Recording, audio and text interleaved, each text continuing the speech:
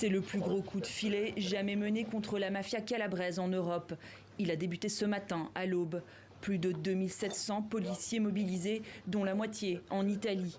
Une opération menée simultanément dans une dizaine de pays. Rien qu'en Allemagne, une centaine de perquisitions ont été menées, comme à Munich, dans cette société de lavage automatique accusée de blanchiment. Les profits du commerce international de la cocaïne, du commerce des armes et de la contrebande d'armes sont énormes. C'est de l'argent très sale. Et si vous voulez l'utiliser, vous devez en quelque sorte le remettre en circulation.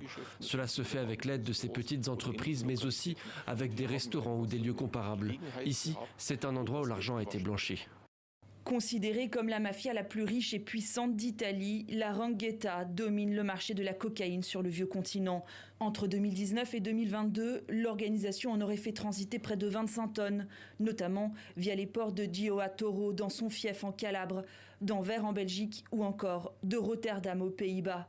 Cela fait 3 ans que la police européenne se prépare à cette opération. Une fois de plus, il est apparu que des enquêtes de cette ampleur ne peuvent être menées à bien que grâce à une coopération internationale intensive entre plusieurs pays européens, mais aussi avec Eurojust et Europol.